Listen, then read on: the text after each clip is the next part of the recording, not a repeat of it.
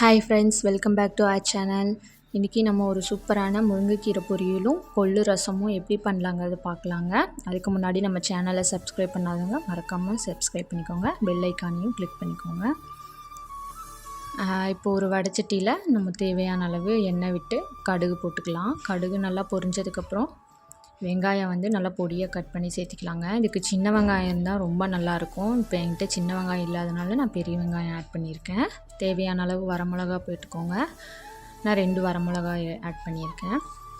வெங்காயம் நல்லா வதங்கினதும் நான் நல்லா எலசான கீரையாக எடுத்திருக்கேன். நல்லா வாஷ் பண்ணிவிட்டு நம்ம ஆட் பண்ணிக்கணும். கீரைக்கு ரொம்ப தண்ணி ஊற்றி ரொம்ப நேரம் வேக வைக்கணும் அவசியம் இல்லை. மீடியம் ஃப்ளேமில் வச்சு கொஞ்சமாக ஒரு 1/4 டம்ளர் தண்ணி சேர்த்துனாலே போதுமான அளவு இருக்குங்க. இப்போ இது நல்லா எண்ணெயில் வதங்கினதுக்கப்புறம் நம்ம தேவையான அளவு உப்பு சேர்த்தி நல்லா மிக்ஸ் பண்ணிவிட்டு கீரைக்கு தேவையான அளவு தண்ணி மட்டும் சேர்த்திக்கலாம். 1/4 டம்ளர் தான் சேர்த்திருக்கேன். மீடியம் ஃப்ளேம்லேயே குக் பண்ணுங்கள், இல்லைன்னா கீரையோட கலர் மாறிடும். இது ரொம்ப ஹெல்தியானதுங்க. முருங்கைக்கீரை வாரத்தில் நம்ம ஒரு 2 முறையாவது நம்ம எடுத்துக்கணும். தினமுமே ஏதோ ஒரு கீரை எடுத்துக்கணும். அதில் முருங்கைக்கீரை அதிகமான அயன் சத்து இருக்குங்க. ரத்த சோகை உள்ளவங்களாம் இது ரெகுலராக எடுத்துக்கிறது ரொம்பவே நல்லது. ஹீமோக்ளோபின் லெவல் நல்லா இன்க்ரீஸ் ஆயிரும்.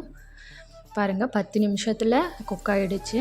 இப்போ இதுக்கு தேவையான அளவு தேங்காய் பூ சேர்த்தி மிக்ஸ் பண்ணிட்டா அவ்வளோதாங்க. நம்மளோட ஹெல்தியான முருங்கைக்கீரை பொரியல் தயாராகிடுச்சு. சட்டுன்னு பண்ணிடலாங்க. கீரை செய்யறதுக்கு ஒரு 10 நிமிஷம் இருந்தாலே போதும், சீக்கிரம் வெந்துடும்.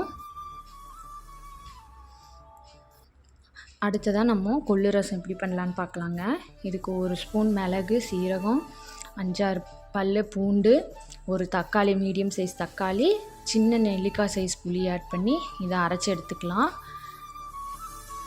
இந்த அளவுக்கு கொரக்கரன்னு அரைச்சா போதுங்க. இது கூட நான் பாருங்கள் சும்மா ஒரு 2 ஸ்பூன் அளவு தான் நான் கொள்ளு எடுத்திருக்கேன். இதில் கல் இருக்கும், நம்ம பார்த்துட்டு க்ளீன் பண்ணிவிட்டு இதை எடுத்து நல்லா வாஷ் பண்ணி குக்கரில் ஒரு 4 விசில் எடுத்தோம்னா இந்த மாதிரி நல்லா குக்காகி வந்துடும். பாருங்கள், இந்த அளவுக்கு நல்லா வெந்துடும். நம்ம இந்த கொஞ்சமாக 1 ஸ்பூன் தானே இந்த கொள்ளு போட்டிருக்கோம். இதையும் நம்ம அரைச்சிக்க போகிறோம். இந்த தண்ணி நம்ம ரசம் செய்யறதுக்கு யூஸ் பண்ணிக்கலாம். கோல்டு பிடிச்சா நம்ம இந்த மாதிரி ரசம் வச்சு சிம்பிளாக சாப்பிட்டோம்னாலே கோல்டு சரியாயிருங்க. இது ரொம்ப நல்லது. வெயிட் லாஸ்க்குமே இது ரொம்ப நல்லது, கோல்டுக்குமே ரொம்ப நல்லது. குழந்தைங்களுக்கெல்லாம் சளி பிடிக்கும்போது இந்த மாதிரி ட்ரை பண்ணி பாருங்கள். இப்போ நம்ம அரைச்ச விழுதோட இந்த கொள்ளையும் போட்டு நம்ம அரைச்சிட்டோம். இப்போ ஒரு பேனில் கொஞ்சமாக ஒரு 1 ஸ்பூன் அளவுக்கு ஆயில் விட்டால் போதுங்க. கொஞ்சமாக கடுகு, கருவேப்பிலை, வரமிளகா, பூண்டு, ஒரு 2-3 பூண்டு நல்ல தோலோடு தட்டி சேர்த்திக்கோங்க. இதை லைட்டாக எண்ணெயில் வதக்கிட்டு இதில் கொஞ்சமாக பெருங்காய பவுடர் சேர்த்திருக்கேன்.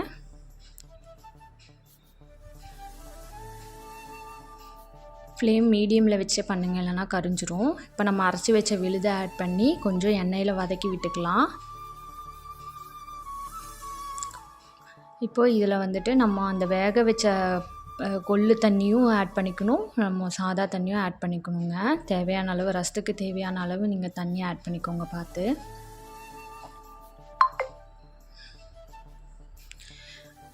இப்போ இதுக்கு தேவையான அளவு கொஞ்சமாக மஞ்சப்பொடி, ஒரு 1/4 ஸ்பூன் மஞ்சப்பொடி போட்டால் போதும். இது நீங்கள் கொள்ளு சட்னியும் ஒன்று இருக்குங்க. அந்த ரெசிப்பியும் அப்கமிங் வீடியோவில் நான் ஷேர் பண்ணுறேன். அதுலேயும் இந்த மாதிரி கொள்ளு சட்னி நம்ம தனியாக செஞ்சுட்டு அதோட வேக வச்ச தண்ணியில் நம்ம கொள்ளு ரசமும் வச்சுக்கலாம். 2 in 1 மாதிரி நமக்கு ஒரு இதில் 2 ரெசிபி கிடச்சிரும். அந்த இது நான் அடுத்த வீடியோவில் ஷேர் பண்ணுறேங்க. இப்போ இந்த ரசத்துக்கு தேவையான அளவு நம்ம உப்பு சேர்த்திக்கலாம். இதெல்லாம் நல்லா மிக்ஸ் பண்ணிவிட்டு மீடியம் ஃப்ளேம்லேயே ரசம் வேகணுங்க. ரொம்ப கொதிச்சிடக்கூடாது. இந்தளவுக்கு சைட்லலாம் கொதி வந்ததுமே பார்த்திங்கன்னா நல்லா நுரக்கட்டி வரும். இதுதான் கரெக்டான பதம். ரொம்ப கொதிக்க வச்சிட்டோம்னா ரசம் நல்லா இருக்காதுங்க, சலசலன்னு ஆகிடும். இந்த அளவுக்கு நல்லா நுரைச்சி பொங்கி வரும்போது நம்ம அடுப்பை ஆஃப் பண்ணிடணும். ஃப்ளேம் மீடியம்லேயே வச்சு தாங்க ரசம் செய்யணும். அப்போ தான் அந்த பச்சை வாசம்லாம் போயிட்டு ரொம்ப நல்லாயிருக்கும். இது வந்துட்டு நீங்கள் சூப் மாதிரியும் குடிக்கலாம், சாதத்துக்கு போட்டு பிசைஞ்சு சாப்பிட்லாங்க.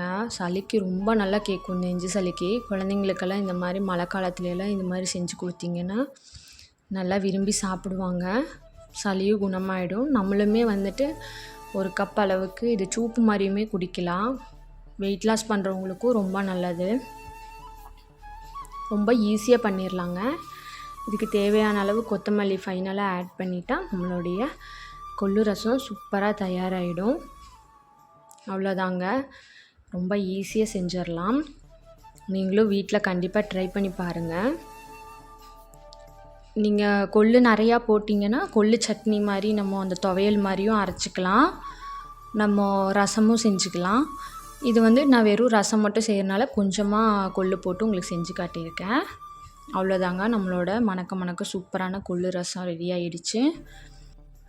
நம்ம சேனலில் அப்கமிங்கில் இன்னும் சூப்பரான ரெசிபீஸ் எல்லாம் ஆட் பண்ணுறேங்க. நம்ம சேனல் பிடிச்சிருந்தா கண்டிப்பாக சப்போர்ட் பண்ணுங்கள். சேனலை சப்ஸ்கிரைப் பண்ணாதவங்க மறக்காமல் சப்ஸ்கிரைப் பண்ணிக்கோங்க. பக்கத்தில் இருக்க பெல் ஐக்கானையும் கிளிக் பண்ணிக்கோங்க. தேங்க்ஸ் ஃபார் வாட்சிங்.